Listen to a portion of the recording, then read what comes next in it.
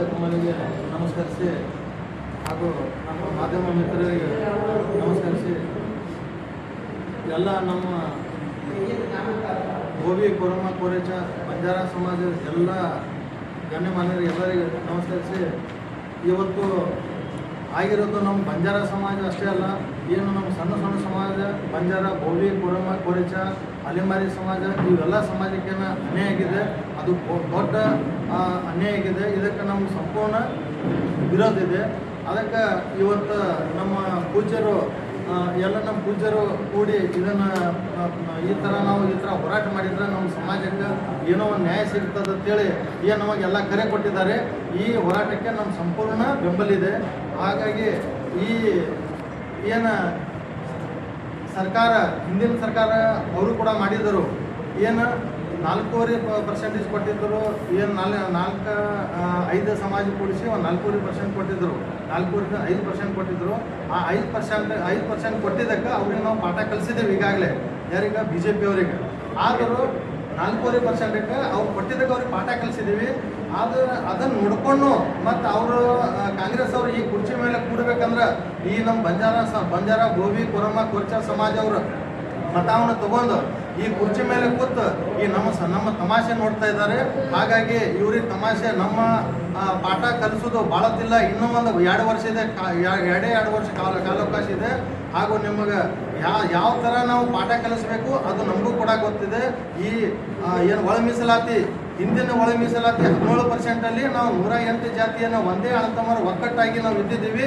ಅದೇ ಥರ ನಮ್ಮ ಎಲ್ಲ ಸಮಾಜ ಒಕ್ಕಟ್ಟಾಗಿ ಇರಾಕೆ ನಮಗೆ ಬಿಡಬೇಕು. ಇಲ್ಲಾಂದರೆ ಈ ಉಗ್ರ ನಮ್ಮ ಪೂಜ್ಯರ ನೇತೃತ್ವದಲ್ಲಿ ಏನಿದು ಹೋರಾಟ ಅದ, ನಾವು ಈ ಹೋರಾಟಕ್ಕೆ ಉಗ್ರ ಹೋರಾಟ ಮಾಡೋಕ್ಕೆ ನಾವು ಶತಸಿದ್ದಿದ್ದೀವಿ.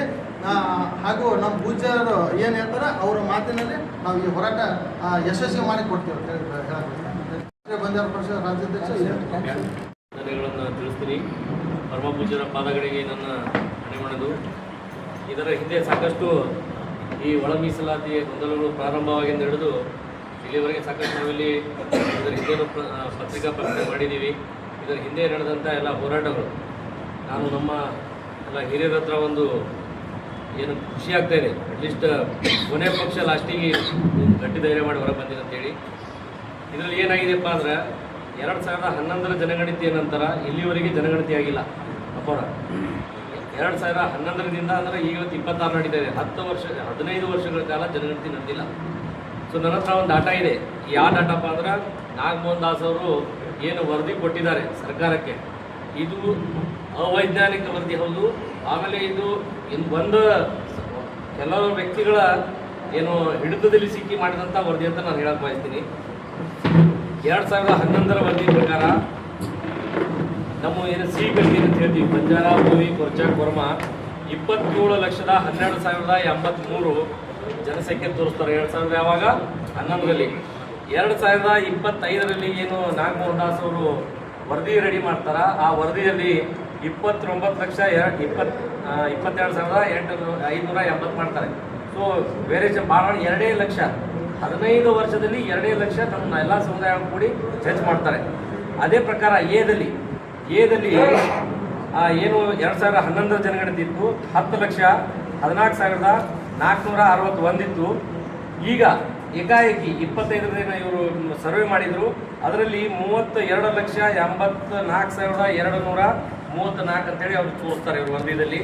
ಅದೇ ಪ್ರಕಾರ ಬಿದಲ್ಲಿ 10,14,829 ಇತ್ತು. ಅದನ್ನು ಅಂದರೆ 11ರಲ್ಲಿ ಇದ್ದಿದ್ದನ್ನು 25ರಲ್ಲಿ ಏನಾಗ್ತಂದರೆ 32,84,234 ಸೊ ಈ ವರದಿಯ ಒಂದೇ ಒಂದು ಪೇಜ್ನಲ್ಲಿ ಈ ಏನು ನಾಗಮೋಹನ್ ದಾಸ್ ಅವರ ವರದಿ ಮಾಡಿದೆ ಇದು ಸಂಪೂರ್ಣ ಗೊಂದಲ, ಇದು ಸುಳ್ಳು ವರದಿ ಅಂತೇಳಿ ನಾನು ಹೇಳ್ತೀನಿ. ಅದರ 2ನೇ ಭಾಗವಾಗಿ ಇವತ್ತೇನು ಎಲ್ಲರೂ ಲಾಸ್ಟ್ ಪೇಜ್ ಒಂದು ತೋರಿಸ್ತಾ ಇದ್ದಾರೆ. 2025ರಲ್ಲಿ 25 ಮತ್ತು 24ರಲ್ಲಿ ಬಂಜಾರ ಬೋರಿ ಕೊರ್ಚ ಕೊರ್ಮ ಸಮುದಾಯಗಳು ಮೆಡಿಕಲ್ ಕಾಲೇಜಿಗೆ ಭಾಳಷ್ಟು ಜನ ಹೋಗ್ಬಿಟ್ಟಿದ್ದಾರೆ, ಇಂಜಿನಿಯರಿಂಗ್ ಕಾಲೇಜಲ್ಲಿ ಭಾಳಷ್ಟು ಜನ ಹೋಗಿದ್ದಾರೆ ಸ್ವಾಮಿ ಅಂತ ಲಬ್ಬೋ ಅಂತ ಹೊಯ್ಕೋತಾ ಇದ್ದಾರೆ ಕೆಲವರು, ದಾಖಲೆ ಇಲ್ಲದೆ. ನಾನೇನು ಹೇಳ್ತೀನಿ, ನಮ್ಮ ಸ್ವಾತಂತ್ರ್ಯ ಸಿಕ್ಕು ಇಷ್ಟು ವರ್ಷ 76 ವರ್ಷ ಕಳೆದ್ರೂ ಸಹ ಇಲ್ಲಿವರೆಗೆ ನಮ್ಮ ಉತ್ತರ ಕರ್ನಾಟಕದಲ್ಲಿ ನಾವು SC ಒಳಗೆ ಬಂದಿದ್ದು 1987ರಲ್ಲಿ. ಸೊ ಅಲ್ಲಿಂದ ಹಿಡಿದು ಇಲ್ಲಿವರೆಗೆ ಉತ್ತರ ಕರ್ನಾಟಕದವ್ರು ಈಗ ಭಾಳ ಮಾಡಿ ಒಂದು 3-4 ವರ್ಷದಲ್ಲಿ ಒಂದು 4 ಜನ ವಿದ್ಯಾಭ್ಯಾಸ ತೊಗೊಂಡಿರ್ಬೋದು. ನಾನು ಇಲ್ಲಂತ ಏನದಕ್ಕೆ ವಾದಿಲ್ಲ, ತೊಗೊಂಡಿರಬಹುದು. ಬಟ್ ನೀವು ಯಾವಾಗ ರಾಜರ ಮಹಾರಾಜರ ಕಾಲದಿಂದ ನೀವು ಎಚ್ ಸಿ ಎಲ್ ಇದ್ದೀರಿ, ಆ ಕಡೆ ಏನು ಸೌಧದಲ್ಲಿ ತಾವೆಲ್ಲರೂ ಎಲ್ಲ ಇಲ್ಲಿವರೆಗೆ ಎಲ್ಲ ಒಳ್ಳೆ ಒಳ್ಳೆ ಪೋಸ್ಟ್ಗಳು ತೊಗೊಂಡಿದ್ದೀರಿ. ನಮ್ಮ ಭಾಳ ಮಾಡಿ ನಮ್ಮ ಸಮುದಾಯದವ್ರು ಏನು ಪೊಲೀಸ್ ಆಗಿದ್ದಾರೆ, ಟೀಚರ್ ಆಗಿದ್ದಾರೆ. ಇದನ್ನು ಬಿಟ್ಟು ಭಾಳ IAS IPS ಯಾರೂ ಇಲ್ಲ. ಒಂದು ಇತಿಹಾಸ ನಮ್ಮ ಇಡೀ ನಮ್ಮ ಕರ್ನಾಟಕದಾಗ ಒಂದು ಡೈರೆಕ್ಟ್ ಕೋರ್ಸ್ ನಮ್ಮ IAS IPS ಆದರು. ನಮ್ಮ ಸಮುದಾಯಗಳು ಯಾವ ಇದ್ರೆ ಇಲ್ಲಿ ಸ್ವಾಮಿಗಳು ಹೇಳಿದ್ಬೇಕಾದ್ರೆ ನಮ್ಮ ಲೀಡರ್ಗಳು ಯಾರೂ ಇಲ್ಲ.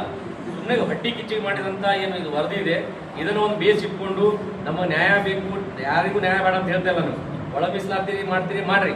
ಆಮೇಲೆ ನಾಗಮೋಹನ್ ವರದಿಯಲ್ಲಿ ಇನ್ನೊಂದು ಭಾಳ ಇಂಪಾರ್ಟೆಂಟ್ ಏನಪ್ಪ ಅಂದ್ರೆ ಅವ್ರು ಏನು ಈಗ ಕೊಟ್ಟಿದ್ದಾರೆ ಈ ವರದಿಯಲ್ಲಿ ಭಾಳ ಸ್ಪಷ್ಟವಾಗಿದೆ. ಈ ಬಂಜಾರ, ಬೋವಿ, ಕೊರ್ಚಾ ಇವ್ರು ಕೊಟ್ಟಿದ್ದ ವರದಿಯೊಳಗೆ ನಾವು ಬಿ ಬರಬೇಕು. ನಮ್ಮ ಈ ವರದಿಯ ಆಧಾರ ನೋಡಿದ್ರೆ ಈ ಲಾಸ್ಟ್ ಇದ್ದಂಥ ಸಿ ಒಳಗಿದ್ದಂಥ ಗುಂಪು ಇದು ಬಿ ಬರಬೇಕಂತ ಅವ್ರು ಹೇಳ್ತಾರೆ. ಸೊ ಈ ಕಡೆ ಸರ್ಕಾರ ಏನು ಮಾಡಿದೆ ಅಂದ್ರೆ ಈ ಕಡೆ ನಾಗಮೋಹನ್ ದಾಸ್ ವರದಿಯನ್ನು ಕೌಂಟ್ ಮಾಡಲಿಲ್ಲ, ಈ ಕಡೆ ಎಂಪಿರಿಕಲ್ ಡಾಟಾನೂ ಸರಿಯಾಗಿ ತಗೊಳ್ಳಿಲ್ಲ. ಈಗ ನಮ್ಮ ಅಪ್ಪಾಜಿಯವ್ರು ಹೇಳಿದರು ಮಹಾರಾಷ್ಟ್ರ ಈಗಂದ್ರೆ 80% ನಮ್ಮವ್ರು 20% ಮಾತ್ರ ತಾಂಡದಲ್ಲಿ ಇರ್ತಾರೆ. ದೀಪಾವಳಿ ಆಗಿಂದ ಹೋದ್ರೆ ಮುಂದೆ 6 ತಿಂಗಳ ತನಕ ತಾಂಡಕ್ಕೆ ಹೋಗಿ ನೋಡಿದ್ರೆ ಒಬ್ರು ಸಿಗಂಗಿಲ್ಲ ರೀ. ಎಲ್ಲ ಬಹುತೇಕ 80% ಎಲ್ಲ ಚಾವಿ ಹಾಕೊಂಡು ಹೋಗಿರ್ತಾರೆ. ಅಂಥ ಸಂದರ್ಭದಲ್ಲಿ ಮಾಡಿದಂಥ ವರದಿ ಇದು ಅವೈಜ್ಞಾನಿಕ ವರದಿ ಹೌದು. ಇದು ಒಬ್ಬರ ಒತ್ತಡಕ್ಕೆ ಸಿಕ್ಕಿ ಮಾಡಿದಂಥ ವರದಿ. ಇದರಿಂದ ನಮ್ಮ ಸಮುದಾಯಗಳಿಗೆ ಭಾಳಷ್ಟು ಅನ್ಯಾಯ ಆಗ್ತದೆ. ಸೊ ಸರ್ಕಾರಕ್ಕೆ ನಾವು ವಿನಂತಿನೂ ಮಾಡ್ತೀವಿ, ಒತ್ತಾಯನೂ ಮಾಡ್ತೀವಿ. ಸಂದರ್ಭ ಅಂದ್ರೆ ಆಗಲೇ ಸ್ವಾಮಿಗಳು ಹೇಳ್ಯಾರ 2023ರಲ್ಲಿ ಏನು ಹಿಂದೆ ಬೊಮ್ಮಾಯಿ ಸರ್ಕಾರ ಇದ್ದಾಗ ಮಾಡಿದ್ರು, ಅದರ ಒಂದು ಪ್ರತಿಫಲ ಅವ್ರಿಗೆ ಸಿಕ್ಕದು BJPದವ್ರಿಗೆ. ಸೊ ಈಗ ನಾವು ಇಲ್ಲಿ ಪಾರ್ಟಿದಿಂದ ಅಲ್ಲ, ನಾವು ಇಲ್ಲಿ ಸಮಾಜದಿಂದ ಮಾಡ್ತಾ ಇದ್ದೀವಿ. ಇದೇ ಪರಿಸ್ಥಿತಿ ಕಾಂಗ್ರೆಸ್ಸಿಗೆ ಬರಬಾರ್ದು ಅಂದ್ರೆ ಇದನ್ನು ಸರಿಯಾಗಿ ಮತ್ತೆ ಒಬ್ಬ ಮನುಷ್ಯನಿಂದ ಇದು ಯಾವುದೇ ವರದಿನ ಮಾಡಬಾರ್ದು. ಇನ್ನು ಮುಂದೆ ಯಾವಾಗಲೇ ಮಾಡಲಿರು ಏಕಪಕ್ಷೀಯವಾಗಿ ಒಬ್ಬ ವ್ಯಕ್ತಿ ಕೈ ಕೊಟ್ಟಾಗ ಆಮೇಲೆ ಅದಕ್ಕೆಲ್ಲನೂ ಎಷ್ಟು ಜಾತಿ ಇದ್ದಾವೆ, ಪ್ರಮುಖ ಜಾತಿಗಳಿದ್ದವರು ಆ ಕಮಿಟಿ ಒಳಗೆ ಅಟ್ಲೀಸ್ಟ್ ಒಬ್ಬೊಬ್ಬರಾದರೂ ಸದಸ್ಯರು ಇರಬೇಕು. ಎಲ್ಲ ಸಮಾಜದಿಂದ ಒಬ್ಬೊಬ್ಬರು ಸದಸ್ಯರಿದ್ದಾಗ ಅವ್ರ ಕೊಂತೆಗಳು ಅವ್ರವ್ರಿಗೆ ಏನು ರಿಯಾಲಿಟಿ ಇರ್ತದೆ ಅವ್ರು ಹೇಳ್ತಾರೆ. ಒಬ್ಬರೇ ಅಲ್ಲಿ AC ರೂಮ್ನಾಗ ಕೂತ್ಕೊಂಡು ನೀವು ವರದಿ ತೊಗೊಂಡ್ಬರ್ರಿ ಅಂತಂದ್ರು, ಅವ್ರು ಬಂದರು ಎಲ್ಲಿ ಸರ್ವೆ ಮಾಡಿದ್ರು ಗೊತ್ತಿಲ್ಲ. ಇದರಲ್ಲಿ ಈ ಸಿಂಪಲ್ ನಿಮಗೆ ಹೇಳೋದು ಕೇಳ್ರಿ, 15 ವರ್ಷದಲ್ಲಿ ಈ 4 ಸಮುದಾಯಗಳಿಗೆ ಒಟ್ಟೆ 2 ಲಕ್ಷ ಹೆಚ್ಚಾಗ್ತವೆ ಜನಸಂಖ್ಯೆ. ಉಳಿದಿದೇನಂತಲ್ಲ 3 ಪಟ್ಟು ಅಂದ್ರೆ 20 ಲಕ್ಷ ಹೆಚ್ಚಾಗ್ತವೆ. ಸೊ ಇದರ ಕ್ಲಿಯರಿಟಿ ಇದೆ ಯಾವ ಸಮುದಾಯಗಳಿಗೆ ಯಾರು ಅನ್ಯಾಯ ಮಾಡ್ತಾ ಇದ್ದಾರೆ ಅಂತೇಳಿ. ಸೊ ದಯಮಾಡಿ ಸರ್ಕಾರ ಈಗ ನಾಳೆ 27ರ ಸಚಿವ ಸಂಪುಟ ಇದೆ, ಇದರಲ್ಲಿ ಯಾವುದೇ ಕಾರಣಕ್ಕೂ ಒಳ ಮೀಸಲಾತಿ ಜಾರಿ ತರಬಾರ್ದು. ಈಗ ಆಲ್ರೆಡಿ ಏನು ನೋಟಿಫಿಕೇಶನ್ ಮಾಡಿದ್ದಾರೆ, ಹೋದ ತಿಂಗಳ ಅಂದರೆ ಫೆಬ್ರವರಿ 27/2 ಹಿಂದಿನ ಹಳಿ ಮಾಡಲು ನಾವು ಮಾಡ್ತೀವಿ ಅಂತೇಳಿ ಏನೋ ಒಂದು ಆದೇಶ ಮಾಡಿದ್ದಾರೆ. ಆ ಆದೇಶದ ಪ್ರಕಾರ ನೇಮಕಾತಿಗಳು ಆಗಬೇಕು. ಸಾಕಷ್ಟು ವಿದ್ಯಾರ್ಥಿಗಳು ಇವತ್ತು ಓದ್ಕೊಂಡು ಅವರ ವಯೋಮಿತಿ ಮೀರ್ತಾ ಇದೆ. ಇದಕ್ಕೆ ಅವರಿಗೆ ಅನುಕೂಲ ಮಾಡಿಕೊಡ್ಬೇಕು. ಮತ್ತು ಇದಕ್ಕೆ ಮರುಪರಿಶೀಲನೆ ಮಾಡಿ ಇನ್ನೊಂದು ಆಯೋಗನ ರಚನೆ ಮಾಡಿ ಸರಿಯಾದ ಡಾಟಾ ತೆಗೆದು ಈಗ 2026ರಲ್ಲಿ ಸೆಂಟ್ರಲ್ ಗೌರ್ಮೆಂಟಿಂದ ಡಾಟಾನ ಈಗ ಆಲ್ರೆಡಿ ಕಲೆಕ್ಟ್ ಮಾಡೋಕ್ಕೆ ಸ್ಟಾರ್ಟ್ ಮಾಡಿದ್ದಾರೆ. ಸೊ ಮಾಡ್ತಾರೆ ಜೂನಲ್ಲಿ ಸ್ಟಾರ್ಟ್ ಮಾಡಿದಾಗ 100% ನ್ಯಾಯಯುತವಾಗಿ ಸಿಗುವುದೇ ನಮಗೆ 2026ರಲ್ಲಿ. ಈ ಡಾಟಾ ಬೇಸ್ ಮೇಲೆ ಆಮೇಲೆ ಆರ್ಥಿಕವಾಗಿ, ಶೈಕ್ಷಣಿಕವಾಗಿ, ರಾಜಕೀಯವಾಗಿ ತಾವೇನೆಲ್ಲ ನೋಡಿದ್ರಿ, ಇದನ್ನು ಈ ಡಾಟಾ ಬೇಸ್ ಮೇಲೆ ಮಾಡ್ಬೇಕಂತೇಳಿ ಸರ್ಕಾರಕ್ಕೆ ಒತ್ತಾಯ ಮಾಡ್ತೀವಿ. ಪರಿಶಿಷ್ಟ ಜಾತಿಯ ಬೋವಿ, ಬಂಜಾರ, ಕೊರ್ಚ ಹಾಗೂ ಸೂಕ್ಷ್ಮಾತಿ ಸೂಕ್ಷ್ಮ ಪರಿಶಿಷ್ಟ ಜಾತಿಗಳು ಹಾಗೂ ಅಲೆಮಾರಿಗಳ ಸಂಬಂಧವಾಗಿ ಸರ್ಕಾರ ಏನು ಕ್ರಮ ಕೈಗೊಂಡಿದೆ ಒಳ ಮೀಸಲಾತಿ ಮಾಡಬೇಕೆನ್ನುವ ಹಿನ್ನೆಲೆಯಲ್ಲಿ ಪೋಸ್ಟರನ್ನು ಏನು ಅಳವಡಿಸಿದೆ ಅದು ಅವೈಜ್ಞಾನಿಕವಾಗಿರುವಂತಹ ಮೊದಲು ಯಾವುದೇ ಸರ್ಕಾರಿ ನೌಕರರು ಅಥವಾ ಸರ್ಕಾರದ ಅನುದಾನ ಹಂಚುವಾಗ ಪರಿಶಿಷ್ಟ ಜಾತಿಗೆ ಮೇಲ್ಪಂಕ್ತಿಯನ್ನು ಹಾಕಿ ನೀಡ್ತಾ ಇತ್ತು. ಆ ಮೇಲ್ಪಂಕ್ತಿಯಿಂದ ಕಟ್ಟ ಕಡೆಯ ವ್ಯಕ್ತಿಯಾಗಿ ಇವತ್ತು B ಮತ್ತು C ಕೆಟಗರಿಗಳು ಹೊಂದಿರುವಂತಹ ಇವತ್ತಿನ ರೋಸ್ಟರ್ ಪದ್ಧತಿಯ ಪ್ರಕಾರ ಸುಮಾರು ತಲೆಮಾರುಗಳ ಕಾಲ ಸರ್ಕಾರಿ ನೌಕರಿ ಇಲ್ಲದೆ ಬದುಕನ್ನು ನಡೆಸುವಂತಹ ಸಂದರ್ಭ ಇವತ್ತು ಕಾಣಿಸುವಂಥದ್ದಾಗಿದೆ. ಈ ಹಿನ್ನೆಲೆಯಲ್ಲಿ ಹಾಗೂ ಹೈಕೋರ್ಟ್ ನೀಡಿರುವಂತಹ ಜಡ್ಜ್ಮೆಂಟ್ ಪ್ರಕಾರವಾಗಿ ಪರಿಶಿಷ್ಟ ಜಾತಿಗೆ ಏನು 2% ಮತ್ತು ಪರಿಶಿಷ್ಟ ಪಂಗಡಕ್ಕೆ 4% ಹೆಚ್ಚಳವನ್ನು ಮಾಡಿದ್ದು ಅದನ್ನು ಶೆಡ್ಯೂಲ್ 9ಗೆ ಹಾಕೋದ್ರ ಮೂಲಕವಾಗಿ ಈ ಸಮುದಾಯಗಳ ಪರವಾಗಿ ಸರ್ಕಾರ ಗಟ್ಟಿಯಾಗಿ ನಿಲ್ಲಬೇಕು, ದೃಢವಾಗಿ ನಿಲ್ಲಬೇಕು ಅನ್ನೋದನ್ನು ಒತ್ತಾಯಿಸ್ತಾ, ಹಾಗೆ SCP TSP ಯೋಜನೆಗಳನ್ನು ಬೇರೆ ಯಾವುದೇ ಯೋಜನೆಗಳಿಗೆ ತಿರುವುಗೊಳಿಸದೆ ನೇರವಾಗಿ ಸಮುದಾಯಗಳಿಗೆ ಅಭಿವೃದ್ಧಿಗೋಸ್ಕರ ಬಳಸುವಂತಹ ಒತ್ತಾಯವನ್ನು ಮಾಡುವ ಹಿನ್ನೆಲೆಯಲ್ಲಿ ಹಾಗೂ ಬಹಳ ಮುಖ್ಯವಾಗಿ ಒಳ ಮೀಸಲಾತಿಯ ಇವತ್ತಿನ ಪದ್ಧತಿ ಬಹಳ ಘನಘೋರವಾಗಿರುವಂತಹ ಶಾಸನ ಆಗುತ್ತೆ ಈ ಸಮುದಾಯಗಳಿಗೆ. ಇದನ್ನು ಖಂಡಿಸಲಿಕ್ಕೆ ಬೆಂಗಳೂರಿನಲ್ಲಿ ಮಾರ್ಚ್ 26ನೇ ತಾರೀಕು ಮಾರ್ಚ್ 24ನೇ ತಾರೀಕು ಮಂಗಳವಾರ ಅತ್ಯಂತ ದೊಡ್ಡ ಪ್ರತಿಭಟನೆಗೆ ಕರೆಯನ್ನು ನೀಡ್ತಾ ಇದ್ವಿ. ಬಿಜಾಪುರ ಜಿಲ್ಲೆಯಲ್ಲಿ ಗೋವಿ ಬಂಜಾರ ಪ್ರಮುಖ ಸಮುದಾಯಗಳು ಲಕ್ಷಾಂತರ ಸಂಖ್ಯೆಯಲ್ಲಿ ಜನ ಇಲ್ಲಿರುವುದರಿಂದ ಈ ಭಾಗದಿಂದ ಹೆಚ್ಚಿನ ಸಂಖ್ಯೆಯಲ್ಲಿ ಭಾಗವಹಿಸಬೇಕಂತೇಳಿ ಕರೆ ನೀಡಲಿಕ್ಕೆ ನಾವು ಬಿಜಾಪುರಕ್ಕೆ ಬಂದಿದ್ದೇವೆ. ಪ್ರತಿ ಬಾರಿಯೂ ಕೂಡ ಈ ಭಾಗದಿಂದ ದೊಡ್ಡ ಸಂಖ್ಯೆಯಲ್ಲಿ ಬಂದಿದೆ.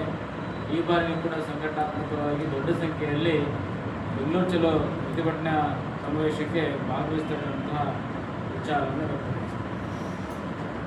ರಾಜ್ಯ ಸರ್ಕಾರಕ್ಕೆ ನಾವು ಕೆಲವೊಂದು ಬೇಡಿಕೆಗಳನ್ನು ಹಕ್ಕೊತ್ತಾಯಗಳನ್ನು ಮಾಡೋದಕ್ಕೋಸ್ಕರ ಇವತ್ತು ಇದೇ ತಿಂಗಳು 24ನೇ ತಾರೀಕು ನಾವು ಒಂದು ಬೃಹತ್ ಪ್ರತಿಭಟನೆ ಬೆಂಗಳೂರು ಚಲೋ ಅನ್ನುವಂಥ ಒಂದು ಕಾರ್ಯಕ್ರಮವನ್ನು ಹಮ್ಮಿಕೊಂಡಿದ್ದೇವೆ. ಇದರಲ್ಲಿ ಯಾವುದೇ ರೀತಿಯಲ್ಲಿ ನಮಗೆ ಅನ್ಯಾಯ ಆಗಬಾರ್ದು. ಈ ಮೀಸಲಾತಿಯಿಂದ ನಮಗೆ ಹೊರಗಿಡತಕ್ಕಂಥ ಒಂದು ಷಡ್ಯಂತ್ರ ನಡೀತಾ ಇದೆ. ಬಹಳ ಮುಖ್ಯವಾಗಿ ಬಂಜಾರ ಮತ್ತು ಬೋವಿ ಸಮಾಜದವರನ್ನು ಗುರಿ ಮಾಡಿದ್ದಾರೆ. ಇವರು ಮೀಸಲಾತಿ ಕ್ಷೇತ್ರದಲ್ಲಿ ನಮ್ಮ ರಾಜಕೀಯಕ್ಕೆ ಅಡ್ಡಿ ಬರ್ತಾರೆ. ಇವರು ಮೀಸಲಾತಿ ಕ್ಷೇತ್ರದಲ್ಲಿ ಈ ಬಂಜಾರ ಬೋವಿ ಸಮಾಜದವರು ಇವರು ಶಾಸಕರಾಗ್ತಾರೆ, ಮಂತ್ರಿಗಳಾಗ್ತಾರೆ ಅನ್ನುವಂಥ ಒಂದು ಏನು ಅವರಿಗೆ ಒಂದು ಭಯ ಕಾಡ್ತಾ ಇದೆ. ಮತ್ತೊಂದು ಅಸಂವಿಧಾನಿಕವಾಗಿರ್ತಕ್ಕಂಥ ಮಾತನ್ನು ಹೇಳ್ತಾರೆ. ಇವರು ಅಸ್ಪೃಶ್ಯರು ಪುರುಷರು ಅನ್ನುವಂಥ ಒಂದು ಮಾತನ್ನು ಹೇಳ್ತಾರೆ. ಆ ಅಸ್ಪೃಶ್ಯರು ಅಂತ ಹೇಳಿದ್ರೆ ಇವತ್ತು ನಮಗೆ ಯಾರೂ ಬಿಡಿಸ್ಕೊಳ್ಳೋದಿಲ್ಲ, ನಮಗೆ ಯಾರೂ ಕೂಡ ಗೌರವ ಕೊಡೋದಿಲ್ಲ ಅಂತ ಹೇಳ್ತಾರೆ. ಹಾಗಿದ್ಮೇಲೆ ಅಸ್ಪೃಶ್ಯರು ಅಂತ ಹೇಳಿದ್ರೆ ಇವತ್ತು ಕೇಂದ್ರ ಸರ್ಕಾರದಲ್ಲಿ ನಮ್ಮ ನಾರಾಯಣ ಸ್ವಾಮಿಯವರು ಕೇಂದ್ರ ಮಂತ್ರಿ ಹೇಗಾದರು, ರಾಜ್ಯ ಸಂಪುಟದಲ್ಲಿ ನಮ್ಮ ಎಚ್ ಆಂಜನೇಯವರು, KH ಮುನಿಯಪ್ಪನವರು, RB ತಿಮ್ಮಾಪುರ ಅವರು ಮಂತ್ರಿ ಆಗಿದ್ದಾರಲ್ಲ, ಹಾಗಾದರೆ ಅವರು ಅಸ್ಪೃಶ್ಯರವರು.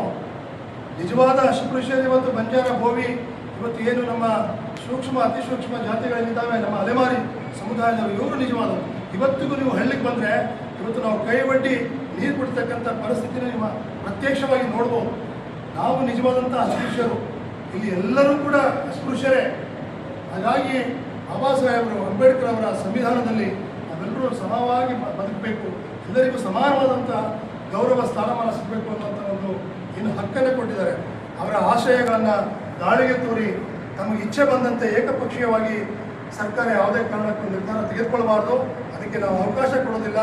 ಇದು ಈಗಾಗಲೇ ಹಿಂದಿನ ಏನು ಸರ್ಕಾರಕ್ಕೂ ಕೂಡ ನಾವು ಪಾಠವನ್ನು ಕಲಿಸಿದ್ದೇವೆ.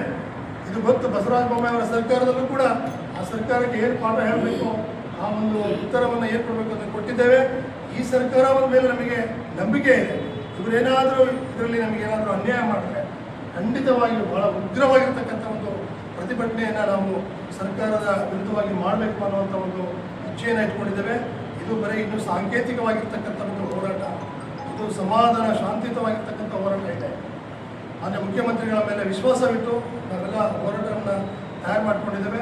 ನಮ್ಮ ಬಿಜಾಪುರ ಜಿಲ್ಲೆಯಿಂದ ಕನಿಷ್ಠ ಪಕ್ಷ 10,000ಕ್ಕೂ ಹೆಚ್ಚು ನಮ್ಮ ಸಮಾಜದ ಬಾಂಧವರು, ನಮ್ಮ ಸೋದರ ಸಮಾಜದವರು 10,000ಕ್ಕೂ ಹೆಚ್ಚು ನಮ್ಮ ಒಂದು ಹೋರಾಟದಲ್ಲಿ ಪಾಲ್ಗೊಳ್ತಾರೆ ಅನ್ನುವಂಥ ವಿಶ್ವಾಸ ನಮಗಿದೆ. ಅದರ ಜವಾಬ್ದಾರಿನ ನಮ್ಮ ಪ್ರಕಾಶ್ ಚವ್ಹಾಣ್ ಅವರು, ಮಹೇಂದ್ರ ನಾಯ್ಕ ಅವರು, ನಮ್ಮ ಬೋವಿ ಸಮಾಜದ ರಾಮಪ್ಪ ಅವರು, ಅಧ್ಯಕ್ಷರಾಗಿರ್ತಕ್ಕಂಥ ರಾಮಪ್ಪ ಅವರು, ನಮ್ಮ ಕೊರಚ ಕರ್ಮ ಸಮುದಾಯದ ಮುಖಂಡರು ಕೂಡ ಇದನ್ನು ಜವಾಬ್ದಾರಿ ತರಬೇಕು.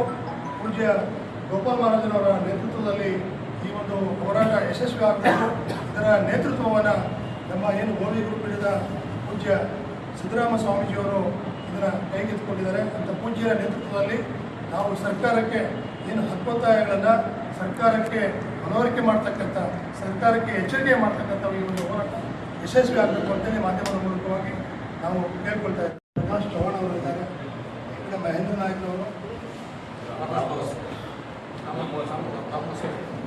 ರಾಮಪ್ಪ ಬೋವಿ ಸಮಾಜದ ಮುಖಂಡರು. ಇವತ್ತಿನ ಪತ್ರಿಕಾಗೋಷ್ಠಿಯ ಉದ್ದೇಶ ಇಷ್ಟೇ. ಕರ್ನಾಟಕ ರಾಜ್ಯದಲ್ಲಿ ಇವತ್ತು ಏನು ಪರಿಶಿಷ್ಟ ಜಾತಿ ಮತ್ತು ಪರಿಶಿಷ್ಟ ವರ್ಗ, ಪರಿಶಿಷ್ಟ ಜಾತಿಯಲ್ಲಿ 101 ಜಾತಿ ಸಮುದಾಯಗಳು, ಪರಿಶಿಷ್ಟ ವರ್ಗದಲ್ಲಿ 52 ಜಾತಿ ಸಮುದಾಯಗಳು, 152 ಜಾತಿ ಸಮುದಾಯಗಳು ಈ ರಾಜ್ಯದಲ್ಲಿ ನಾವೆಲ್ಲರೂ ಕೂಡ ಒಂದೇ ಆಗಿದ್ವಿ. ಎಲ್ಲರೂ ಕೂಡ ಒಗ್ಗಟ್ಟಿನಿಂದ ನಾವು ಬಾಳಿ ಬದುಕ್ತಾ ಇದ್ವಿ. ಈ ಮೀಸಲಾತಿಯ ಕಿಚ್ಚನ್ನು ಒದಿಸಿ ಇವತ್ತಿನವರೆಗೂ ನಮ್ಮ ರಾಜ್ಯದಲ್ಲಿ ನಮ್ಮ ಪರಿಶಿಷ್ಟ ಜಾತಿ ಮತ್ತು ಪರಿಶಿಷ್ಟ ವರ್ಗದವ್ರನ್ನ ಇವತ್ತು ಸಂಘಟನೆ ಮಾಡಲಿಕ್ಕೆ ಆಗ್ತಾ ಇಲ್ಲ. ನಾವೊಂದು ಒಗ್ಗಟ್ಟಿಂದ ಇರ್ಲಿಕ್ಕೆ ಆಗ್ತಾ ಇಲ್ಲ. ಎಲ್ಲರಲ್ಲೂ ಒಂದು ಮನಸ್ತಾಪವನ್ನು ಉಂಟಾಗಿದೆ. ಹಾಗಾಗಿ ನಾವು ಯಾರೂ ಕೂಡ ಮೀಸಲಾತಿಯ ದ್ವೇಷಗಳಲ್ಲ. ನಾವೆಲ್ಲ ಬಾಬಾ ಸಾಹೇಬ್ ಅಂಬೇಡ್ಕರ್ ಅವರು ಹೇಳಿದಂತೆ ಸಮಬಾಳು ಸಮಪಾಲು ನಾವೆಲ್ಲರೂ ಕೂಡ ಸಮಾನವಾಗಿ ಬದುಕಬೇಕು ಅನ್ನುವಂಥ ಇಚ್ಛೆ ನಮಗಿದೆ. ಇವತ್ತೇನು ಬೆಂಗಳೂರು ಮಹಾನಗರದಲ್ಲಿ ಫ್ರೀಡಮ್ ಪಾರ್ಕ್ನಲ್ಲಿ ಇದೆ 24ನೇ ತಾರೀಕು ಬೆಂಗಳೂರು ಚಲೋ ಏನು ಸರ್ಕಾರಕ್ಕೆ ನಾವು ಎಚ್ಚರಿಸುವಂಥ ಒಂದು ಕಾರ್ಯಕ್ರಮವನ್ನು ಹಮ್ಮಿಕೊಂಡಿದೆ. ಇಡೀ ರಾಜ್ಯದಾದ್ಯಂತ ಇವತ್ತು ಸುಮಾರು ಲಕ್ಷಾಂತರ ಏನು ನಮ್ಮ ಸಮಾಜದ ಬಾಂಧವರು ಇವತ್ತು ಫ್ರೀಡಮ್ ಪಾರ್ಕ್ನಲ್ಲಿ ಸೇರಿ ನಮ್ಮ ಹಕ್ಕೊತ್ತಾಯಗಳನ್ನು ನಾವು ಮಾನ್ಯ ಮುಖ್ಯಮಂತ್ರಿಗಳ ಗಮನಕ್ಕೆ ತರಲಿಕ್ಕೆ ಇಷ್ಟಪಡ್ತಾ ಇದ್ದೀವಿ. ಇವತ್ತು ನಮಗೆ ಘನವೆತ್ತ ಸರ್ಕಾರದ ಮಾನ್ಯ ಮುಖ್ಯಮಂತ್ರಿಗಳ ಮೇಲೆ ನಮಗೆ ನಂಬಿಕೆ ಇದೆ. ಅವರು ಹಿಂದುಳಿದ ವರ್ಗದ ನಾಯಕರು, ತುಳಿತಕ್ಕೆ ಶೋಷಣೆಗೆ ಒಳಗಾಗಿರ್ತಕ್ಕಂತಹ ದೀನ ದಲಿತರ ಸಮುದಾಯದ ಒಂದು ಶಕ್ತಿ ಅಂತೇಳಿ ನಾವು ನಂಬಿದೆ. ನಮ್ಮ ಯಾವ ಸಮುದಾಯಗಳಿಗೂ ಕೂಡ ಅವರು ಕೈ ಬಿಡೋದಿಲ್ಲ ಅನ್ನುವಂಥ ವಿಶ್ವಾಸ ಇದೆ. ಆದರೆ ಇವತ್ತು ಒಂದು ಸಮುದಾಯದವರು ಅವರ ಮೇಲೆ ಮೇಲಿಂದ ಮೇಲೆ ಒತ್ತಡವನ್ನು ಹೇರಿ ಇವತ್ತು 101 ಜಾತಿ ಸಮುದಾಯದಲ್ಲಿ ಒಂದು ಸಮುದಾಯ ಸರ್ಕಾರದ ಮೇಲೆ ಒತ್ತಡವನ್ನು ಹೇರಿ ಇವತ್ತು ಒಳ ಮೀಸಲಾತಿ ವರ್ಗೀಕರಣದಲ್ಲಿ ನಮ್ಮ ಮೀಸಲಾತಿಯನ್ನು ಪ್ರಮಾಣವನ್ನು ನಮಗೆ ಹೆಚ್ಚಿಗೆ ಕೊಡಿ, ಜನಸಂಖ್ಯೆ ಆಧಾರದ ಮೇಲೆ ಅಂತ ಹೇಳ್ತಾ ಇದ್ದಾರೆ. ನಮಗೆ ಯಾವುದೇ ಅಭ್ಯಂತರ ಇಲ್ಲ. ಇಲ್ಲಿ ನಮ್ಮ ಬಂಜಾರ, ಬೋವಿ, ಕೊರಚ, ಕೊರಮ ಸಮುದಾಯದವರು, ನಮ್ಮ ಇತರೆ ಸಹೋದರ ಸಮುದಾಯದವರು ಯಾವ ರೀತಿಯಲ್ಲಿ ರಾಜ್ಯದಲ್ಲಿ ಬದುಕ್ತಾ ಇದ್ದಾರೆ ಅನ್ನೋದು ತಮಗೆಲ್ಲ ಗೊತ್ತಿದೆ. ಸರ್ಕಾರದ ಗಮನಕ್ಕಿದೆ. ಇವತ್ತು ಅವರ ಆರ್ಥಿಕ ಸ್ಥಿತಿಗತಿ ಹೇಗಿದೆ, ಅವರು ತಮ್ಮ ಹೊಟ್ಟೆಪಾಡಿಗಾಗಿ ಸ್ವಂತ ನೆಲೆ ಇಲ್ಲದೆ, ಇವತ್ತು ಸ್ವಂತ ಉದ್ಯೋಗ ಇಲ್ಲದೆ, ಇವತ್ತು ತಮ್ಮ ಹೊಟ್ಟೆಪಾಡಿಗಾಗಿ ಕೃಷಿಯನ್ನೇ ಇವತ್ತು ನಂಬಿ ಬದುಕಿರ್ತಕ್ಕಂಥ ಸಮಾಜ. ಅವರಿಗೆ ಸ್ವಂತ ಜಮೀನೇ ಇಲ್ಲ.